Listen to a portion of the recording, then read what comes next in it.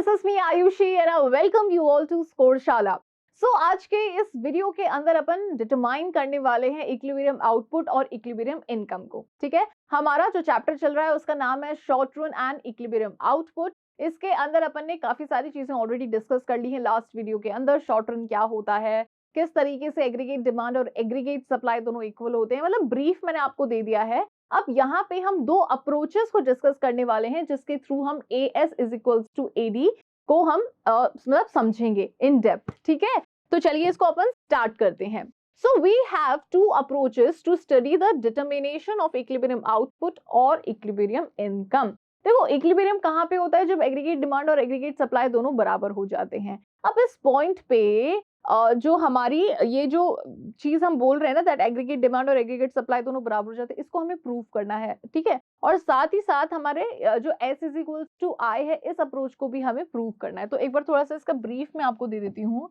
तो जब अपन बात करते हैं AS is equals to AD की, तो हमें ये पता है लास्ट वीडियो के अंदर ये हमने बहुत अच्छे से समझा था कि एग्रीगेट सप्लाई ही हमारी क्या होती है, हमारी नेशनल इनकम होती है। तो इसको अपन इस तरीके से भी काफी बार लिख देते हैं। ठीक है, अब मैं आपको जो ये S is equals to I वाली अप्रोच है, थोड़ा सा इसके बारे में मैं आपको ब्रीफ करना चाहती हूँ। देखो यहाँ पे इसको समझने के लिए आपको थोड़ा सा अपन यहाँ पे आते हैं। AD is equals to AS is equals to AD। इसको अपन और कैसे लिख सकते हैं, Y is equals to AD। Income के हमारे दो पार्ट होते हैं, for consumption and for saving. ठीक है, एग्रीगेट डिमांड कौन कौन जनरेट करता है, कंजम्पशन कौन कौन से सेक्टर जनरेट करता है, कंज्यूमर करता है फॉर कंजम्पशन एंड प्रोड्यूसर करता है फॉर इन्वेस्टमेंट। अब यहाँ पे जो जो कॉमन है उसको हटा दो, जो जो पेंडिंग है उसको यहाँ पे अपन लिख देते, तो अल्टीमेटली हमें क्या मिल जाता है, S is equals to I हमें यहाँ पे ये मिल जाता है।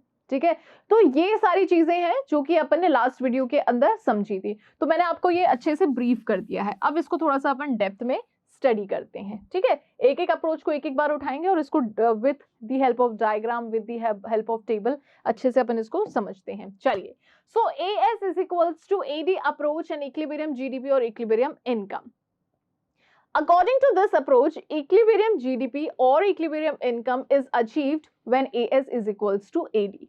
तो इस अप्रोच के अंदर equilibrium GDP and equilibrium income हमें कब अचीव होता है, जब हम इस सिचुएशन पे होते हैं जहां पे एग्रीगेट सप्लाई और एग्रीगेट डिमांड दोनों बराबर होते हैं। एग्रीगेट सप्लाई यानी कि प्रोड्यूसर कितना विश कर रहा है प्रोड्यूस करने का, एग्रीगेट डिमांड यानी कि जो यहाँ पे बायर्स जो कंज्यूमर्स है वो कितना विश कर रहे हैं खरीदने का। जब ये दोनों चीजें इक्वल हो जाती हैं एक पॉइंट के ऊपर, तो इसको अपन इक्विलिब्रियम कंडीशन कह देते हैं। ठीक है, अगर प्रोड्यूसर ने 5 यूनिट प्रोड्यूस करी है और यहाँ पे उन पांचों को 5 यूनिट्स को यहाँ पे परचेज कर लिया है, खरीद लिया गया है और उतनी ही डिमांड थी, तो ये इक्विलिब्रियम है। ठीक है, बहुत ही आसान शब्दों में मैंने आपको समझा दिया। अब इसको एक एक करके मैं ये अप्रोचेस को भी समझा देती हूँ। पहले मैंने AS अप्रोच ली है, तो AS अप्रोच क्या है, so AS refers to planned output in the economy. हमारी इकोनॉमी के अंदर कितना प्रोडक्शन होना चाहिए, that is what you called aggregate supply.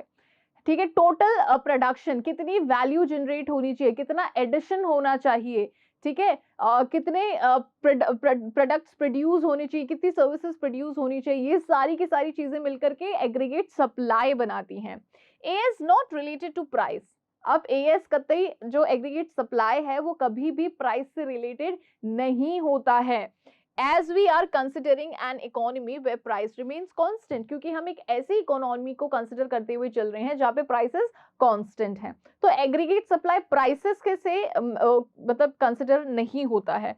It is an economy with excess capacity where AS response proportionately to AD and price remains unaffected.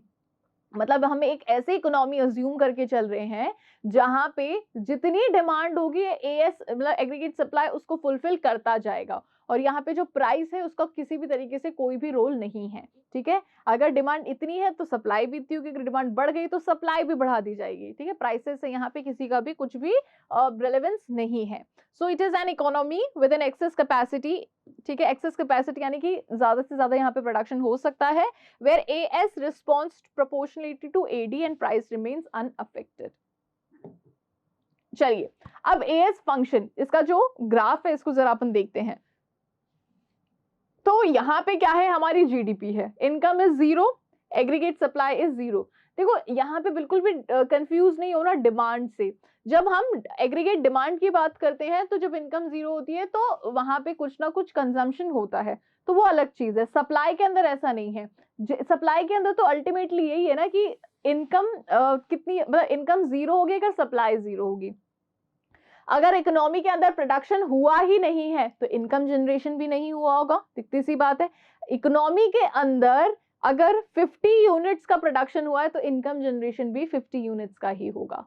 ठीक है, हमने ये चीज बहुत अच्छे से समझी है that AS is equals to Y. जितनी एएस होगी, जितनी एग्रीगेट सप्लाई होगी, उतनी हमारी इनकम होगी। अगर ये 10 है तो ये भी 10 है, अगर ये 20 है तो ये भी 20 है, अगर ये 0 है तो इनकम भी 0 है। ये दोनों जो पैरामीटर्स हैं, जो दोनों वेरिएबल्स हैं, ये दोनों इक्वल होते हैं, तभी इसका जो कर्व होता है ये बिल्कुल लीनियर बनता है। ठीक है, और अपवर्ड बनता है। तो इसमें क्या है, 0 0 30 30 50 50। ये देखिए, तो जब एग्रीगेट सप्लाई 30 थी तो इनकम भी 30 थी, जब 0 थी तो इनकम भी 0 थी, जब 50 हुई तो ये भी 50 हुई। 45 डिग्री एंगल का जो एग्रीगेट सप्लाई है वो हमेशा कर्व आपको ये देखने को मिलेगा। क्लियर? अब एग्रीगेट डिमांड की बात कर लेते हैं। So it refers to desired expenditure और planned expenditure in the economy during an accounting year. So एक अकाउंटिंग ईयर के अंदर जो बायर्स हैं वो कितना खर्च करने के लिए रेडी हैं, that is what you called aggregate demand. ठीक है, एक्सपेंडिचर, कितना कंजम्पशन पे खर्च करने के लिए दे आर रेडी, तो that is what you called aggregate demand. It has 2 components. अब इसके 2 कंपोनेंट्स होते हैं। ठीक है, तो 2 कंपोनेंट्स कैसे होते हैं एग्रीगेट डिमांड के, मैंने आपको बताया था ना यहाँ पे अभी। एग्रीगेट डिमांड कौन कौन क्रिएट करता है, तो एक तो हाउस होल्ड सेक्टर क्रिएट करता है और एक प्रोड्यूसर सेक्टर क्रिएट करता है। हाउस होल्ड सेक्टर क्रिएट करता है for consumption, producer sector create करता है फॉर इन्वेस्टमेंट। सो इसको अपन बोलते हैं कंजम्पशन एक्सपेंडिचर, इसको अपन बोलते हैं इन्वेस्टमेंट एक्सपेंडिचर। ठीक है, तो यहाँ पे देखिए, so it has 2 components, desired consumption expenditure and desired investment expenditure. ठीक है, desired investment expenditure is assumed to be autonomous. अब इसके अंदर, ठीक है, इसके अंदर जो आपका इन्वेस्टमेंट एक्सपेंडिचर है, यानी कि ये वाला जो है, इसको अपन ऑटोनॉमस मान के चलते हैं। ठीक है, इसको अपन बिल्कुल कांस्टेंट और बिल्कुल फिक्स मान के चलते हैं। अगर ये इकोनॉमी में स्टार्टिंग में अगर ये 20 है तो ये पूरी इकोनॉमी में, पूरे अकाउंटिंग ईयर के अंदर ये 20 ही रहेगा, इसके अंदर चेंजेस नहीं आएंगे। ठीक है, तो ये कैसा होता है बच्चों, ये ऑटोनॉमस होता है। इस पे फोकस कर लेना, क्योंकि ये चीज बार बार आपको टेबल के अंदर परेशान नहीं करनी चाहिए कि यार ये वाली वैल्यू चेंज क्यों नहीं हो रही है। तो ये आपको ध्यान रखना पड़ेगा कि ये वाली वैल्यू इसलिए चेंज नहीं हो रही क्योंकि इन्वेस्टमेंट को हम यहाँ पे ऑटोनॉमस मान के चल रहे हैं। इन्वेस्टमेंट एक्सपेंडिचर को हम क्या मान के चल रहे हैं, बिल्कुल ऑटोनॉमस मान के चल रहे हैं। So that it is not related to the level of income in the economy. मतलब कंजम्पशन तो कहीं ना कहीं इनकम से रिलेटेड होता है, राइट? हमारी इनकम जब बढ़ती है तो हम कंजम्पशन भी बढ़ाते हैं, जब हमारी इनकम कम होती है तो हमारी कंजम्पशन को भी कम कर देते हैं। ऑलराइट, लेकिन पर इन्वेस्टमेंट का इनकम के साथ में कोई रिलेशनशिप नहीं है। इन्वेस्टमेंट बढ़े तब, सॉरी, इनकम बढ़े तब भी इन्वेस्टमेंट वही रहता है, इनकम कम हो तब भी इन्वेस्टमेंट यहाँ पे यही रहेगा। ठीक है, so S is equals to AD approach and equilibrium के अंदर अब नेक्स्ट क्या है, desired consumption expenditure is related to the level of income. हमारा जो कंजम्पशन एक्सपेंडिचर है वो हमारी इनकम से जुड़ा हुआ होता है। हमारी इनकम कहीं पे बढ़ती है तो हमारा कंजम्पशन बढ़ता है, हमारी इनकम कम होती है तो हमारा कंजम्पशन भी उस पर इफेक्ट होता है और कम होता है। तो कंजम्पशन नो डाउट हमारी इनकम से कहीं ना कहीं रिलेटेड है, लेकिन इन्वेस्टमेंट एक्सपेंडिचर इनकम से कहीं पे भी रिलेटेड नहीं है। There is a positive relationship between consumption and income. C rises as income rises. तो ये अपन ने लास्ट चैप्टर के अंदर बहुत अच्छे से समझा था कि there is a positive relationship between consumption and income. When income increases, the consumption also increases. So here is a positive relationship. Okay? और इसका अगर कर्व बनाने के हो, अगर मैं आपको कर्व बना के इसका समझाऊं तो यहाँ पे अपवर्ड कर्व बनता है। जब इनकम थी 5 तो यहाँ पे हम खर्चा कितने का कर रहे थे, सपोज खर्चा हम कर रहे थे 2 यूनिट्स का। ठीक है, हमारी इनकम बढ़ गई, होगी 10, तो अब हम यहाँ पे खर्चा भी बढ़ा देंगे, कर देंगे 8। जब हमारी इनकम और बढ़ गई तो यहाँ पे हम और खर्चा बढ़ा देंगे, हम कर देंगे 10, ठीक है। तो यहाँ पे कुल मिलाकर के आपका जो कर्व बनेगा वो कैसा होगा, वो अपवर्ड होगा। So it's a positive relationship. Clear? तो ये सारी चीजें खैर अपन ने अच्छे से समझ रखी हैं। So there is a positive relationship between consumption and income when C rises as income rises. However, there is always some minimum level of C independent of Y. अब ये भी चीज आपको ध्यान रखना, एक बार दूसरा कर्व मैं आपको बता रही हूँ। तो क्या होता है कि आपकी जो इनकम होती है ना, वो हमेशा आपकी जीरो से स्टार्ट हो सकती है, लेकिन आपका जो कंजम्पशन होता है वो कभी भी जीरो से स्टार्ट नहीं होता। क्योंकि देखो ये चीज बहुत अच्छे से दिमाग में बिठा लो कि भले आपके पास में पैसे नहीं है लेकिन आप भूखे नहीं रहोगे। सर्वाइवल के लिए आप किसी से उधार मांग लोगे, अपनी पुरानी सेविंग्स का यूज कर लोगे, लेकिन कुछ ना कुछ कंजम्पशन तो डेफिनेटली करोगे। तो अगर आपकी इनकम जीरो है तो हम यहाँ पे अज्यूम करके चलते हैं कि आपका कंजम्पशन है 20 का, ठीक है। तो आपका कंजम्पशन कभी भी जीरो से स्टार्ट नहीं होता, कुछ ना कुछ मिनिमम कंजम्पशन तो डेफिनेटली रहता ही है, ठीक है। तो ये आपकी इनकम हो गई, ये आपका कंजम्पशन हो गया। ओके, अब यहाँ पे एक चीज और है जो कि मेरे को आपको बतानी है कि पहले क्या होता है, पहले ये होता है कि आपकी इनकम से ज्यादा आपका कंजम्पशन होता है, ठीक है। आपकी इनकम से ज्यादा आपका कंजम्पशन होता है, फिर बढ़ते बढ़ते इनकम बढ़ती है, कंजम्पशन बढ़ता है, इनकम बढ़ती है, कंजम्पशन बढ़ता है। एक ऐसा पॉइंट आ जाता है जहां पे आपका इनकम और आपका कंजम्पशन दोनों बराबर होते हैं। फिर उसके बाद में क्या होता है, फिर उसके बाद में जो यहाँ पे कॉइन है वो बिल्कुल फ्लिप कर जाता है। कैसे कि आपकी अब इस पॉइंट के बाद में आपकी इनकम ज्यादा होगी और आपका कंजम्पशन कम होगा। क्यों? यहाँ पे ऐसा क्यों होगा? इनकम भी बढ़ रही है, कंजम्पशन भी बढ़ रहा है, लेकिन जो यहाँ पे रेट है उस रेट के अंदर अब कंजम्पशन पीछे है इनकम से। क्यों? क्योंकि अब यहाँ पे आपने क्या करना स्टार्ट कर दिया है बच्चों, यहाँ पे एंट्री मार ली है सेविंग ने। आपकी इनकम जो बढ़ रही है ना उसको अब आप थोड़ा सा सेव भी करने लगोगे। तो ये पूरा अपन ने कंजम्पशन फंक्शन के अंदर अच्छे से समझा था, ठीक है। अभी आगे भी आएगा अच्छे से। So there is always a minimum level of C independent to Y. इसको अपन किस नाम से जानते हैं? जो ये minimum level of consumption होता है इसको अपन किस नाम से जानते हैं? इसको अपन कहते हैं autonomous consumption. Okay? Okay. So based on this description, I function, C function combined with C and I function are drawn as in. तो इसी के चलते अगर हम यहाँ पे इन्वेस्टमेंट फंक्शन और कंजम्पशन फंक्शन बनाए तो कुछ इस तरीके से होगा। देखो ये तो हो गया आपका कंजम्पशन फंक्शन। अब अगर अब यहाँ पे अपन को इन्वेस्टमेंट फंक्शन बनाना है तो हमको ये पता है कि इन्वेस्टमेंट कैसा रहता है, ऑटोनॉमस रहता है, उसके अंदर किसी भी तरीके का कोई भी चेंज नहीं आता है। तो अगर ये आपकी इनकम है जो कि जीरो से स्टार्ट हो रही है तो इन्वेस्टमेंट आपका ऐसा रहेगा, हॉरिजॉन्टल रहेगा to Y axis, okay, sorry X axis. Okay, so ये आपका क्या है, this is your investment, autonomous investment जो कि 20 है हर लेवल पे। इनकम चाहे आपकी कितनी भी बढ़े, कुछ भी हो, ठीक है। अगर ये आपकी इनकम है और ये इस तरीके से बढ़ती जा रही है तो आपका इन्वेस्टमेंट यहाँ पे फिक्स रहेगा, इन्वेस्टमेंट के अंदर किसी भी तरीके का चेंज नहीं रहेगा। क्यों? क्योंकि यहाँ पे इन्वेस्टमेंट कैसा है, ऑटोनॉमस है। क्लियर? पर कंजम्पशन की बात करें तो कंजम्पशन यहाँ पे कैसा है, इनकम के साथ में कंजम्पशन का क्या रिलेशनशिप है, पॉजिटिव रिलेशनशिप है। तो अगर इनकम बढ़ती है तो कंजम्पशन बढ़ता है और इनकम कम होती है तो कंजम्पशन भी आपका कहीं ना कहीं कम होता है, ठीक है। तो इसीलिए यहाँ पे आपको एक चीज और ध्यान रखनी है कि आप जैसे अपन ने एक्स एक्सिस पे इनकम लिया, वाई एक्सिस पे अपन ने कंजम्पशन लिया, हमारी जो इनकम है वो जीरो से स्टार्ट हो रही है, मतलब ओरिजिन से स्टार्ट हो रही है, ठीक है। अब इस टेबल में आप देखिएगा कि आपकी इनकम जीरो है इस पॉइंट पे, फर्स्ट पॉइंट पे, लेकिन आपका कंजम्पशन कितना है, 30 है। ये जीरो नहीं होता कभी भी। उसके बाद में फिर क्या हो रहा है, इनकम हो गई आपकी 20, फिर कंजम्पशन इस पॉइंट पे कितना हो गया, 40, ठीक है। फिर इनकम हो गई आपकी 40, कंजम्पशन हो गया 50। फिर एक ऐसा पॉइंट आया ये वाला जहां पे ये भी 60 है और ये भी 60 है, और उसके बाद में क्या हुआ, आपकी इनकम हो गई ज्यादा 80, मतलब इन दोनों के बीच का जो डिफरेंस है 80 is greater then 70, 100 is greater then 80। तो यहां तक तो क्या था कि कंजम्पशन आपका ज्यादा हो रहा था, यहाँ पे बराबर हो गया और यहाँ पे आपकी इनकम ज्यादा हो गई। क्यों? क्योंकि यहाँ पे सेविंग हमने स्टार्ट कर दी है, और यहां तक क्या था, नेगेटिव सेविंग की सिचुएशन थी। क्या था, नेगेटिव सेविंग की सिचुएशन थी, ठीक है। तो जो जो हम पुराना पढ़ते हुए हमने पीछे छोड़ दिया है उसको दिमाग से बिल्कुल खाली मत कर देना। एग्रीगेट डिमांड और एग्रीगेट सप्लाई जो हमने पढ़ा है पिछले चैप्टर के अंदर, ठीक है, वो आपको बहुत अच्छे से ध्यान रखना है, क्योंकि इन चीजों के बेसिस पे आपको काफी सारे चैप्टर्स आगे कवर करने हैं। जैसे अब ये इस चैप्टर के अंदर तो आप एज इट इज चीजें उठा रहे हो पिछले वाले चैप्टर से, तो इसके अंदर ना आपको ये भी बात ध्यान रखनी है मैक्रो इकोनॉमिक्स करते वक्त कि आपको जिस तरीके से आपके चैप्टर्स चल रहे हैं ना, आपको उसी तरीके से चलना है, ठीक है। अगर आपको पहले ये समझने की जरूरत थी कि एग्रीगेट डिमांड एग्रीगेट सप्लाई का कॉन्सेप्ट क्या है, तो पहले उसको समझना ही पड़ेगा, फिर ही आप ये समझ पाओगे।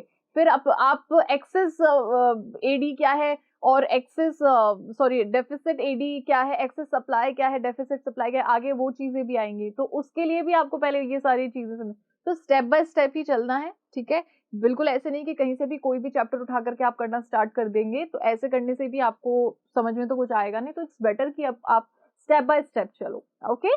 तो यहाँ पे मुझे लगता है कि सी फंक्शन आपको अच्छे से समझ में आ गया। अब इन दोनों को हमने यहाँ पे मर्ज कर दिया, तो ये टेबल आपको यहाँ पे गिवन है, आपकी इनकम है, तो मुझे लगता है कि टेबल आपको अच्छे से विजिबल तो होगी ही। सो यहाँ पे अपन ड्रॉ भी कर देते हैं। आपकी इनकम है पहले 0, इस पॉइंट पे कंजम्पशन कितना है 30, और इन्वेस्टमेंट, क्योंकि इन्वेस्टमेंट क्या है यहाँ पे ऑटोनॉमस है, तो शुरुआत में ही 20 है। अब यहाँ पे सी प्लस आई किसके यहाँ पे वो होते हैं, कंपोनेंट्स होते हैं एग्रीगेट डिमांड के। एग्रीगेट डिमांड के अंदर जो डिमांड क्रिएट करते हैं वो कंज्यूमर करते हैं, मतलब कंजम्पशन के लिए करते हैं और इन्वेस्टमेंट के लिए करते हैं। तो जब अपन इन दोनों को प्लस कर देंगे तो हमारे पास में यहाँ पे क्या निकल के आ जाएगा, एडी निकल के आ जाएगा, ठीक है। और इनकम यानी कि ये अपना एएस तो है ही, तो जहां पे ये फैक्टर और ये फैक्टर दोनों बराबर आ जाएंगे ना, वहां पे वो हमारा इक्विलिब्रियम माना जाएगा। देखते हैं चलिए, तो 30 + 20 = 50। फिर हमारी इनकम जनरेट हुई 20। अब यहाँ पे 20 के अंदर कंजम्पशन किया हमने 40 का, और ये ऑटोनॉमस से फिक्स है, ठीक है, तो ये हो गया 60। फिर हमारी इनकम बढ़ गई, हो गई 40, इसका हमने 50 कंज्यूम कर लिया। 40 हमारी इनकम थी, 50 हमने इसके अंदर कंज्यूम कर लिया, ये 20 ही रहा, ये हो गया अपना 70। फिर उसके बाद में हमारी इनकम हुई 60। फिर यहाँ पे जितनी हमारी इनकम है इस पॉइंट पे उतना ही हमने कंज्यूम कर लिया, तो फिर अब यहाँ पे हमारी ये भी अब चलो हमारा 20 माना जाएगा, तो 60 70 80, ठीक है।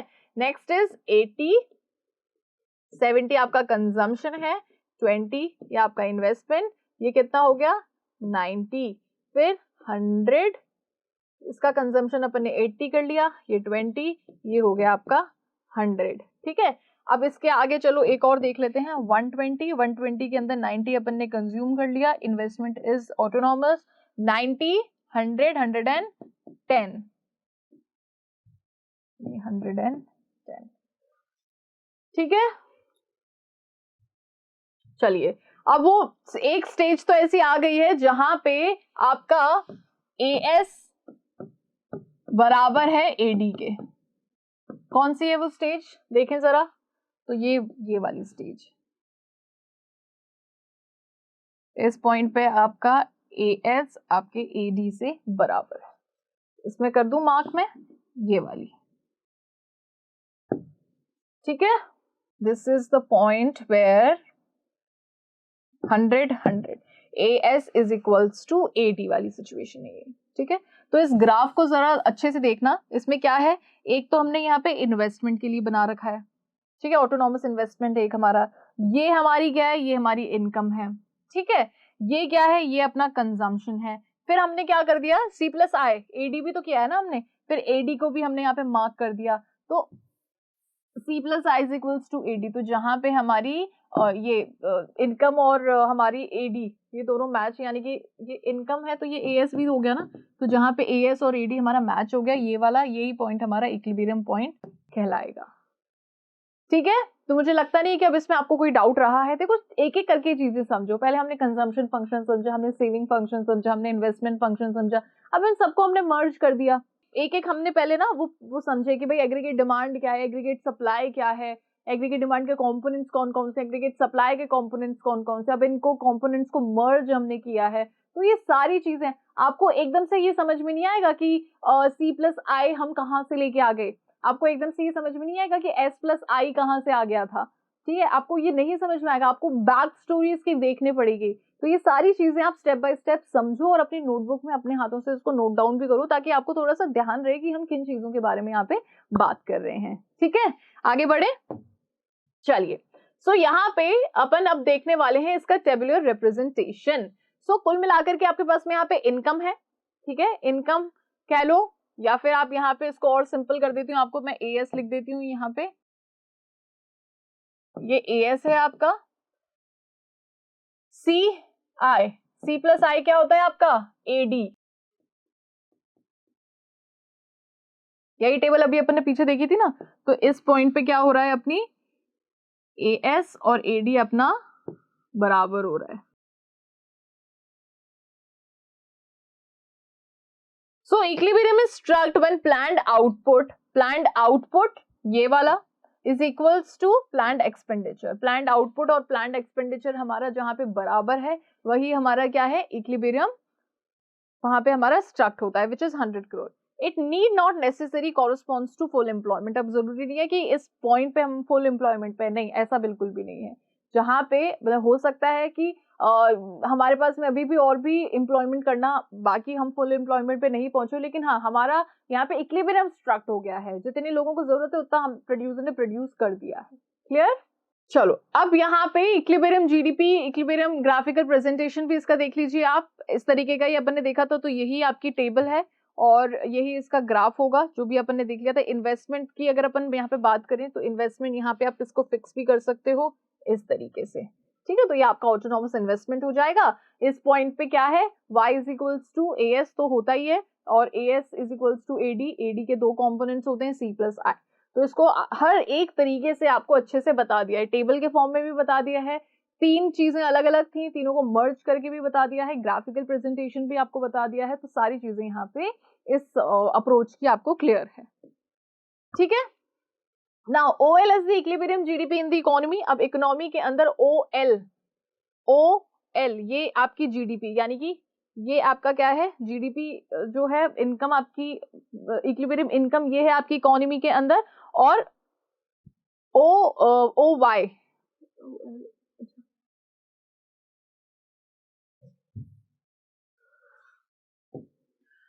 वापस सो OL is the equilibrium GDP in the economy. अब यहाँ पे इकोनॉमी के अंदर जीडीपी, इक्विलिब्रियम जीडीपी कौन सी है, OL, ये वाली। Clear, now what the producer wish to produce is exactly equal to what the household wish to buy in the economy। यहाँ पे प्रोड्यूसर जितना प्रोड्यूस करना चाहता है उतना ही यहाँ पे जो बायर्स हैं वो खरीदना चाहते हैं। It is exactly equal to what producer is wish to produce and what buyer wish to buy. Okay, this is that situation. Or that the desired expenditure on output is equal to the desired level of output. यहाँ पे expenditure यानी कि लोग कितना खर्चा करने चाह रहे हैं और प्रोड्यूसर कितना प्रोड्यूस करना चाह रही है, दोनों यहाँ पे बराबर हैं, which is 100 is equals to 100. Okay? There are no unwanted or undesired stock with the producer. यहाँ पे प्रोड्यूसर के पास में ना ही कोई अनवांटेड स्टॉक्स है और ना ही कोई अनडिजायर्ड स्टॉक है। जितना उसने प्रोड्यूस किया वो सारा का सारा उसने सेल आउट कर दिया। क्लियर, चलिए अब इसके अंदर दो सिचुएशंस हैं, इस अप्रोच के अंदर अभी दो सिचुएशंस हैं। पहली है what happen if AS is equals to, so इसके अंदर पहली है what happen if AS is greater than AD। Aggregate supply अगर ज्यादा है एग्रीगेट डिमांड से, मतलब प्रोडक्ट की इतनी डिमांड नहीं है जितनी सप्लाई है, ऐसे सिचुएशन में क्या होगा, ऐसे सिचुएशन में प्रोड्यूसर को लॉस फेस करना पड़ेगा, दिखती सी बात है। So when AS is more than supply of goods and services in the economy tends to exceeds their demand। Aggregate supply ज्यादा होने का क्या मतलब है कि यहाँ पे गुड्स एंड सर्विसेज की जितनी डिमांड नहीं उतनी ज्यादा यहाँ पे सप्लाई है। As a result some goods would remain unsold. तो इसकी वजह से क्या होगा कि बहुत से ऐसे गुड्स होंगे जो कि मतलब अनसोल्ड रह जाएंगे। To clear unwanted stocks the producer would plan a cut in production. अब अपने स्टॉक को क्लियर करने के लिए जो भी प्रोड्यूसर के पास में, जैसे सपोज करो कि यहाँ पे डिमांड थी 50 यूनिट्स की, प्रोड्यूसर ने प्रोड्यूस कर लिए 100 यूनिट्स, ठीक है, तो 50 ही यहाँ पे डिमांड क्रिएट हुई। अब जो बचे हुए हैं 50, अब उनका क्या होगा, या फिर यहाँ पे चलो, और यहाँ पे 100 यूनिट्स प्रोड्यूसर ने प्रोड्यूस कर लिए और डिमांड हुई 60 की, तो अब जो बचे हुए हैं 40 यूनिट, अब इसको बेचने के लिए प्रोड्यूसर को क्या करना पड़ेगा, अपने प्रोडक्शन, पहले तो उसको अपने प्रोडक्शन को कट डाउन करना पड़ेगा, वो आगे अब प्रोड्यूस नहीं कर सकता क्योंकि एक्स्ट्रा उसके पास में प्रोडक्शन बचा हुआ है। Consequently AS would reduce to become equal to AD, तो अब क्या करेगा कि वो नेक्स्ट अपने प्रोडक्शन को कम कर देगा सो दैट वो जितनी डिमांड क्रिएट है उसके वो बराबर आ पाए। This is how AS adjust itself to AD, इस तरीके से एग्रीगेट सप्लाई अपने आप को एडजस्ट करता है एडी से मैच करने के लिए, यानी कि नेक्स्ट टाइम क्या होगा कि नेक्स्ट टाइम वो इतना प्रोड्यूस नहीं करेगा, अगर 60 की डिमांड है 40 उसके पास में ऑलरेडी पड़ा है, तो अब वो सिर्फ 20 का ही प्रोडक्शन करेगा क्योंकि उसे पता है कि इकोनॉमी में डिमांड सिर्फ 60 यूनिट्स की है। ठीक है, नाउ नेक्स्ट सिचुएशन जो है वो ये है कि अगर कभी एग्रीगेट सप्लाई जो है वो है कम और डिमांड है ज्यादा, इकोनॉमी के अंदर अगर डिमांड ज्यादा है और सप्लाई कम है, तब भी इसके अंदर प्रोड्यूसर को ये लॉस फुलफिल करना पड़ेगा। लॉस किस चीज का है यहाँ पे प्रोड्यूसर को, कि वो जनता की डिमांड को फुलफिल नहीं कर पा रहा है। ठीक है, so when AS is less than supply, when AS is less, then supply of goods and services in the economy tends to be less than their demand. जब AS कम होता है तो इसका क्या मतलब है कि जितनी डिमांड है उतनी सप्लाई नहीं है। The existing stock of the producer would be sold. जो भी प्रोड्यूसर का एग्जिस्टिंग स्टॉक है वो तो मतलब वो तो सेल आउट हो गया, and the producer would suffer the loss of unfulfilled demand, और साथ ही में प्रोड्यूसर क्या सफर करेगा, लॉस ऑफ अनफुलफिल्ड डिमांड, जो डिमांड वो फुलफिल नहीं कर पा रहा है। सपोज करो कि प्रोड्यूसर ने 60 यूनिट्स प्रोड्यूस करी हैं बस, और यहाँ पे डिमांड है 100 यूनिट्स की, तो अभी ऐसी 40 यूनिट्स हैं को अभी लोग डिमांड कर रहे हैं, 40 यूनिट्स की और डिमांड है, लेकिन प्रोड्यूसर उसको नहीं बना पाया है, तो इसको लॉस फेस करना पड़ेगा for unfulfilled demand. To rebuild the desired stock and avoid the loss of unfulfilled demand, the producer will plan to greater production. अब next time में क्या होगा कि प्रोड्यूसर के पास में अभी प्रोड्यूसर को पता है कि भाई यहाँ पे उसको 60 यूनिट से काम नहीं चलेगा, उसको अपनी प्रोडक्शन बढ़ाना पड़ेगा, तो इस तरीके से वो जितनी डिमांड है उसके बराबर आ पाएगा। ठीक है, अपने प्रोडक्शन को वो क्या करेगा, इंक्रीज करेगा। He would plan the greater production over here. So AS would increase to become equal to AD। अब यहाँ पे AD के बराबर होने के लिए AS को इंक्रीज करना पड़ेगा, सप्लाई को बढ़ाना पड़ेगा, प्रोडक्शन को बढ़ाना पड़ेगा। This is how AS converges with AD, और इस तरीके से AS जो है वो AD के बराबर आ पाएगा। तो इक्विलिब्रियम कैसे रिस्टोर हो पाएगा, या तो आउटपुट को बढ़ाना पड़ेगा या फिर प्राइसेस जो है उसको भी चेंज करना पड़ेगा, प्राइसेस को भी बढ़ाना पड़ेगा। तो जब प्राइसेस बढ़ेंगी तो लोग कम डिमांड करेंगे, तो अल्टीमेटली डिमांड AS के बराबर आ जाएगी, या फिर आउटपुट को बढ़ा देंगे तो जो सप्लाई है वो AD के बराबर आ जाएगी। ठीक है, तो इन दोनों ही तरीकों से क्या हो सकता है, AD और AS को दोनों को बराबर किया जा सकता है। क्लियर? सो यहाँ पे आपकी जो AD is equals to AS वाली जो अप्रोच है वो होती है कंप्लीट। अब जो इसकी दूसरी अप्रोच है इसको अपन स्टार्ट करते हैं, जिसके अंदर S is equals to I वाली अप्रोच अपन लेके चल रहे हैं। ठीक है, अब ये S is equals to I वाली अप्रोच आई कहां से, ये मैंने आपको बता ही दिया है ना। इनकम और AD होता है, इनकम के हमारे दो पैरामीटर्स होते हैं, एक इनकम कंज्यूम करने के लिए यूज की जाती है, दूसरी सेव करने के लिए यूज किया जाता है। वैसे ही एग्रीगेट डिमांड दो सेक्टर्स क्रिएट करते हैं, एक करते हैं कंजम्पशन के लिए और एक करते हैं इन्वेस्टमेंट के लिए। तो यहाँ पे C और C जो कॉमन है वो कट हो जाएगा, अपने पास में क्या रह जाएगा, S is equals to I। तो ये अप्रोच यहां से आती है। ठीक है, now we know S is equals to function of income। अब हमें ये पता है, सेविंग फंक्शन अपन ने पढ़ा है, तो हमें ये पता है कि S जो है, जो सेविंग है, it is the function of income. ठीक है, इसका इनकम के साथ में भी पॉजिटिव इसका रिलेशनशिप है। इनकम जैसे जैसे बढ़ती है हमारी सेविंग भी वैसे वैसे बढ़ती है। ठीक है, इसको भी अपन ने अच्छे से समझा है ना, सेविंग फंक्शन को भी, कि पहले क्या होता है, पहले इनकम जब हमारी बिल्कुल जीरो होती है, कंजम्पशन ही हम जब अपनी पुरानी सेविंग या उधार मांग के कर रहे हैं, तो यहाँ पे नेगेटिव सेविंग होती है, तो काफी देर तक हमारी नेगेटिव सेविंग होती है। लेकिन फिर जब इनकम हमारी बढ़ती रहती है, तो एक पॉइंट के बाद में क्या होता है कि हम कंजम्पशन हमारी इनकम का कम करने लगते हैं और सेव फिर हम ज्यादा करने लगते हैं। तो अल्टीमेटली जैसे जैसे हमारी इनकम बढ़ती है वैसे वैसे हमारी सेविंग भी बढ़ती है, और जब हमारी इनकम कम हो जाती है तो हमारी सेविंग भी अल्टीमेटली कम हो जाती है. So there is a positive relation between income and saving. Okay, so S is positively related to Y. Saving जो है वो पॉजिटिवली रिलेटेड है किससे? इनकम से. However at the lower level of income, जब इनकम बहुत कम होती है तब उस पॉइंट पे एस क्या होती है? नेगेटिव होती है. यानी कि इनकम जब जीरो होती है या फिर बहुत कम होती है, कंजम्पशन ज्यादा होता है, तो उस पॉइंट पे सेविंग अपनी नेगेटिव होती है. Because at lower level of income C may be greater than Y. क्योंकि जब इनकम कम होती है ना तो कंजम्पशन आपकी इनकम से ज्यादा हो सकता है. अपन ने ये टेबल में देखते हैं ना, जब इनकम 0 होती है तो कंजम्पशन 20 होता है, फिर इनकम 50 होती है तो कंजम्पशन भी यहाँ पे मान लो 60 हो जाता है. फिर इनकम जब 100 होती है तो कंजम्पशन 100 होता है. फिर उसके बाद में इनकम जब 120 होती है, तो इस तरीके से होता है. तो जब तक इनकम मतलब कंजम्पशन ज्यादा रहती है इनकम से, यहां तक हम सेव नहीं कर सकते हैं, फिर हमारी बाद में सेविंग स्टार्ट हो जाती है. So at lower level of income C may be greater than Y. जब इनकम कम होती है तो कंजम्पशन हमारा ज्यादा होता है और जो सेविंग होती है वो यहाँ पे नेगेटिव होती है. ठीक है, to the extent C is greater than Y. चलो अब मैं आपको इसको ब्रेक करके अपन आई फंक्शन समझते हैं. ठीक है, investment function. So as regard to I function we are considering only autonomous investment. अब इन्वेस्टमेंट फंक्शन में तो क्या है, हम इन्वेस्टमेंट को तो ऑटोनॉमस ही अज्यूम करके चल रहे हैं ना, कि इन्वेस्टमेंट हमारा क्या है? ऑटोनॉमस है, फिक्स है.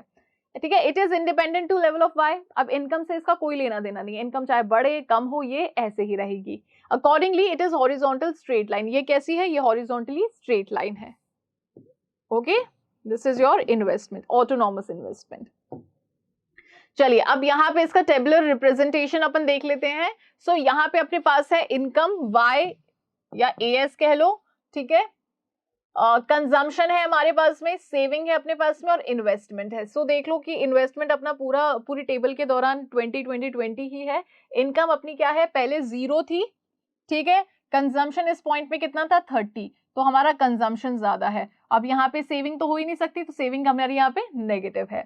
फिर यहाँ पे जब हमारी इनकम इंक्रीज हुई है तो हमारा कंजम्पशन भी इंक्रीज हुआ है, और यहाँ पे भी हमारा कंजम्पशन ग्रेटर है हमारी इनकम से, तो इस पॉइंट पे भी हमारी सेविंग कैसी है? नेगेटिव है. ठीक है, फिर हमारी इनकम वापस यहाँ पे बढ़ी है, हमारा कंजम्पशन भी बढ़ा है, और अभी भी हमारा कंजम्पशन हमारी इनकम से ग्रेटर है, तो यहाँ पे भी नेगेटिव सेविंग होगी. फिर उसके बाद हमारी नेक्स्ट वापस इनकम बढ़ी है, यहाँ पे हमारा कंजम्पशन जो है वो हमारी इनकम के बिल्कुल बराबर है, और इस पॉइंट पे सेविंग नहीं होगी, मतलब नेगेटिव क्या होगी ही नहीं. ठीक है, फिर क्या है? फिर हमारी इनकम बढ़ी है. अब इस पॉइंट पे हमारा जो कंजम्पशन है वो हमारी इनकम से कम है, और यहाँ पे हमारी सेविंग हो जाती है स्टार्ट. नेक्स्ट वापस हमारी इनकम है 100, हमारा कंजम्पशन है 80, क्योंकि हमने 20 रुपीज यहाँ पे सेव कर लिए हैं. हमारी इनकम हो गई 120, हमने कंज्यूम किए 90, यहाँ पे हमारी सेविंग हो गई 30 की. ठीक है, हमारी इनकम हो गई 140, हमने कंजम्पशन किया 100 का और सेव कर लिए 40. तो यहाँ पे आप देख रहे हो इस पॉइंट के बाद में, ठीक है, इस पॉइंट के बाद में हमारी इनकम बढ़ती जा रही है और हमारी सेविंग भी क्या हो रही है? बढ़ती जा रही है. राइट, इन्वेस्टमेंट तो हमारा फिक्स ही, ऑटोनॉमस ही है. Clear? So S is equals to I. अब ऐसा कौन सा पॉइंट है जहां पे आपकी सेविंग और आपका इन्वेस्टमेंट दोनों बराबर हैं? ये वाला पॉइंट है. S is equals to I. Equilibrium income, इस पॉइंट पे इक्विलिब्रियम इनकम कितनी है आपकी? 100 करोड़. जिस पॉइंट पे आपकी सेविंग और आपकी इनकम दोनों बराबर है, इस पॉइंट पे आपकी इनकम कितनी है? 100. क्लियर? अब इसको अपन ग्राफिक इसका प्रेजेंटेशन भी देख लेते हैं. तो सेविंग शुरुआत में कैसी है? सेविंग शुरुआत में नेगेटिव है, तो दिखती सी बात है यहाँ पे हम नेगेटिव से स्टार्ट करेंगे. इन्वेस्टमेंट आपका ऑटोनॉमस है, तो जहां पे ये दोनों एक दूसरे को इंटरसेक्ट कर रहे हैं, दोनों इक्वल हैं, कौन सी इनकम पे कर रहे हैं? ये 100 पे. ठीक है, तो जहां पे दोनों एक दूसरे को इंटरसेक्ट कर रहे हैं, वही आपका इक्विलिब्रियम पॉइंट है. So E is the point of equilibrium where S is equals to I. OT यानी कि ये ओटी यहाँ पे क्या है? ये अपनी इक्विलिब्रियम जीडीपी है, जो कि कितनी है? 100 है. क्लियर?